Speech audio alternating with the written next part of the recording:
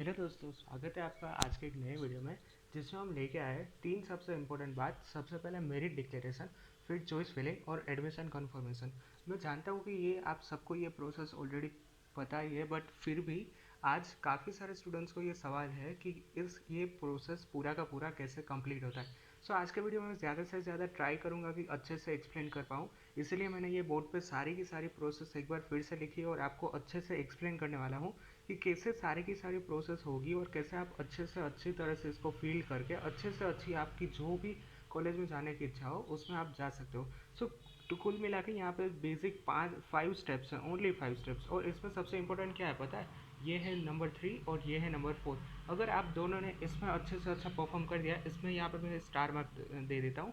अच्छे से अच्छा मान लीजिए कि इन दोनों में आपने परफॉर्म कर लिया, तो मान लीजिए कि आपकी पूरी लाइफ सेट हो गई। इसका फोकस मैं यहाँ पे इसलिए ज़्यादा करता हूँ और मैं ज़्यादा से ज़्यादा मेरा एम क्या है पता है? कि आपको अच्छे से अच्छे कॉलेज में एडमिशन मिल सकता है, क्योंकि मैं भी एक इंजीनियरिंग स्टूडेंट ही हूँ और मुझे भी पता है कि किस तरह की दिक्कत आती है। सो इसलिए मैं आपको अच्छे से अच्छे एक्सप्लेन करने की ट्राई करूँगा। सबसे पहले मैं यहाँ पे स्टार्ट करता हूँ नंबर 1 से। After registration, ACPC will declare a merit list. Candidates have to verify number and category. सबसे ज़्यादा इंपॉर्टेंट थिंग यहाँ पे ये है जो मैंने अंडरलाइन करके रखी है कि जैसे ही आपका एडमिशन ख़त्म होगा उसके बाद ACPC का मेरिट रैंक डिक्लेयर हो जाएगा। अब ये तो ऑफिशियली होगा, बट यहाँ पे मैंने ऑलरेडी आपको ये बता के दे दिया है कि आप किस तरह से अपना मेरिट रैंक चेक कर सकते हो। सो वो भी एक बार ज़रूर से देख लेना। वो वीडियो मैंने नीचे डिस्क्रिप्शन में आपको दे रखी है। उसमें मैंने यहाँ पे ये बताया था कि आप लोगों की जो मेरिट लिस्ट है अभी इस टाइम पे आप कैसे चेक कर सकते हो। क्योंकि यार देखिए, अभी तो कौन सी 16 ऑफ अगस्त चल रही है और मेरिट रैंक शायद सितंबर लेके चलिए, ठीक है, सितंबर में डिक्लेयर होने वाला है। सो तब तक आप क्या करेंगे? सो इसलिए मैंने वो वीडियो बनाई थी जिसमें मैंने आपको बताया था कि आप किस तरह से अपना मेरिट ट्रैक फाइंड कर सकते हो। अब उसमें क्या होगा कि यहाँ पे सबसे ज़्यादा इंपॉर्टेंट है ये वेरीफाई आपका नंबर और वेरीफाई आपका कैटेगरी। अब मान लीजिए कि आपकी कैटेगरी AC BC SC या ST है और अगर आपने अपने डॉक्यूमेंट सबमिट नहीं किए सो फिर आपकी कैटेगरी हो जाएगी जनरल। तो इसलिए यहाँ पे सबसे ज़्यादा इम्पोर्टेंट ये है कि आप अच्छे से अच्छी तरह से अपना जो ये वेरिफिकेशन है वो कर पाएँ, तो आपका जो कैटेगरी है वो आपकी पता चल जाए और आपका एक कन्फर्मेशन हो जाए। तो यहाँ पे ये सबसे ज़्यादा इंपॉर्टेंट है। जितना भी इंपॉर्टेंट होगा उसके नीचे मैं इस तरह से आपको लाइन करके दिखा दूंगा। दूसरे स्टेप में कन्फर्म क्या है, अब आते हैं हम दूसरे स्टेप पे। After merit choice filling, after merit rank there is a choice filling round initiated. Max number of choices are available. अब आती बारी आती है मेरिट रैंक, तो चलिए आपके हाथ में आ गया और वो भी ACPC का ऑफिशियल। ये जो ऑफिशियली है वो आपको फिर याद रखना है, बट अभी मैंने जैसे कि बताया कि आप किस तरह से फाइंड कर सकते हो, वो एप्लीकेशन के थ्रू आप फाइंड कर सकते हो। अब बारी आती है मॉक राउंड चॉइस फिलिंग की।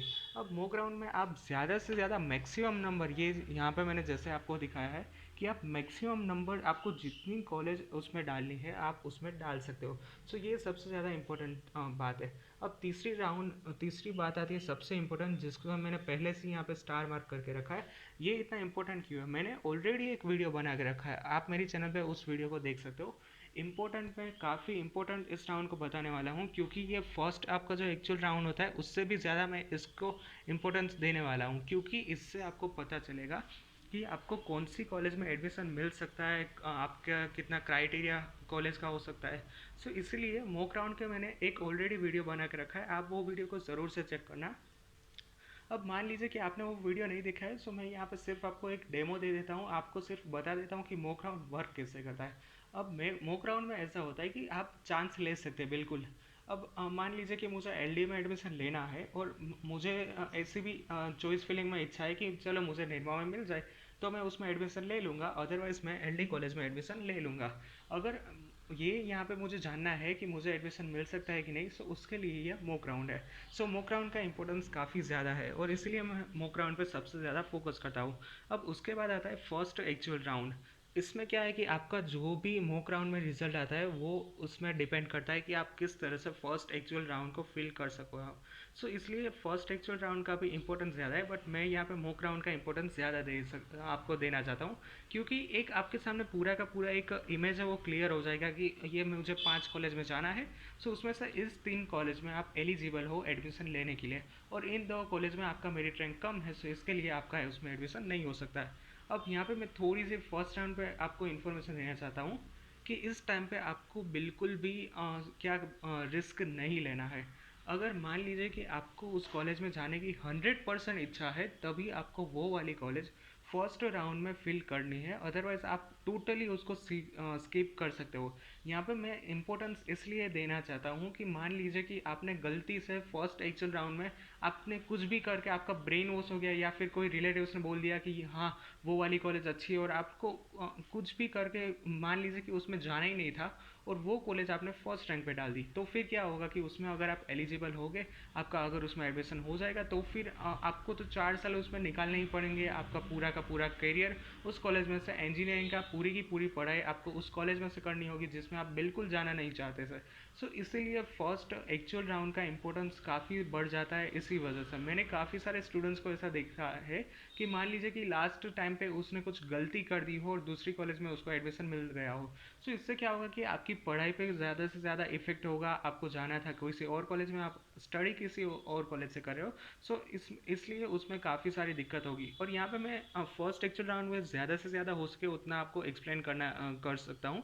बट अगर आपको अंडरस्टैंड कुछ भी समझ में नहीं आए तो आप ज़रूर से कमेंट करना। मैं इस पर भी ज़्यादा फोकस करता हूँ, ज़्यादा से ज़्यादा कमेंट्स करो आप, तो आपको पता चलेगा कि आपको किस में ज़्यादा से ज़्यादा परेशानी होती है, दिक्कत क्या है। अब जैसे कि मैंने देखा है कि काफ़ी सारे स्टूडेंट्स ने मुझे पूछा है कि मुझे इस कॉलेज में एडमिशन मिल सकता है कि नहीं। सो उसके लिए मैंने एक मॉक राउंड की वीडियो ऑलरेडी बना के रखी थी। सो वो सारे के सारे स्टूडेंट्स ने मुझे रिप्लाई भी किया है कि थैंक यू सर, हमारा डाउट क्लियर हो गया। सो अगर आपको फर्स्ट एक्चुअल राउंड में कुछ भी समझ में नहीं आया, सो उसके रिलेटेड आप नीचे कमेंट कर सकते हो। अब थोड़ा सा और बता दूँ फर्स्ट राउंड के बारे में, कि इसमें मान लीजिए कि आपने जो कोई भी फर्स्ट रैंक पे कॉलेज डाल दी है, अगर उसमें आपका एडमिशन होने के चांसेस है, सो कॉन्ग्रेचुलेसन्स, आपका उसमें एडमिशन हो जाएगा। और उसके बाद आपको क्या करना है कि सिर्फ जो टोकन फ़ी है कन्फर्मेशन के लिए, वो आपको टोकन फ़ीस पे करनी होगी, और उसके बाद ये जो स्लिप निकलती है वो स्लिप आपको जनरेट करनी होगी। सो इतना ही आपको करना है इसके अंदर एडमिशन कन्फर्म करवाने के लिए। अब मान लीजिए कि आपने कुछ गलती कर दी और फर्स्ट रैंक पे आपने दूसरी कोई कॉलेज डाल दी।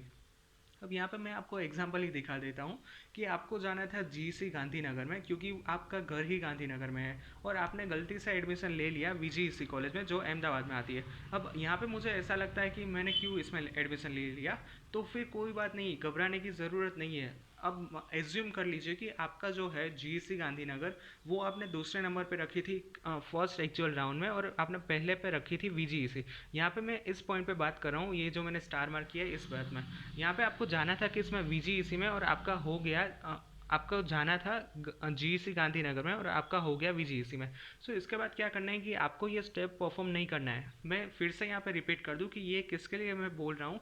जिन लोगों को अपनी मनपसंद अपनी फेवरेट कॉलेज फर्स्ट राउंड में अलॉट नहीं हुई है, ओनली फॉर दो स्टूडेंट्स। अब जिन लोगों को उसमें एडमिशन लेना है, वो तो ये स्टेप फॉलो कर सकते हो और आपका एडमिशन हो गया। सो अब जिन लोगों को उस कॉलेज में एडमिशन नहीं लेना है, उसके लिए मैं यहाँ पे ये बता दूँ कि जिन लोगों को एडमिशन नहीं लेना है, उसको दूसरा राउंड आता है, उसमें आप एडमिशन का प्रोसेस फिर से कर सकते हो, और उस तरह से आप अपना फर्स्ट की जो कॉलेज है उसमें एडमिशन कैंसिल करके दूसरी वाली जो कॉलेज है उसमें आप एडमिशन ले सकते हो। सो ये दो तरह से आप अपना एडमिशन फर्स्ट राउंड में से कैंसिल करवा करके दूसरे राउंड में आप अपना एडमिशन करवा सकते हो। सो इस तरह से यहाँ पे सभी स्टूडेंट्स को कॉलेज अलॉटमेंट होता है। और आई होप कि आपके जितने भी डाउट हो वो सारे के सारे डाउट यहाँ पे मैंने क्लियर कर दिए होंगे।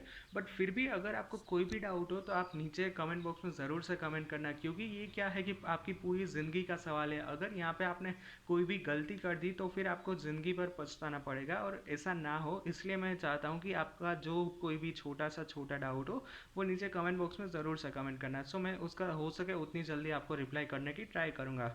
सो आज के वीडियो के केवल इतना ही। अगर आप वीडियो को लास्ट तक देख रहे हैं then please subscribe my channel and press the bell icon for the latest notification. और अगर आपको हमारा वीडियो पसंद आया हो then please press the like button, and if you have any doubt then ask me in the comment section. Thank you.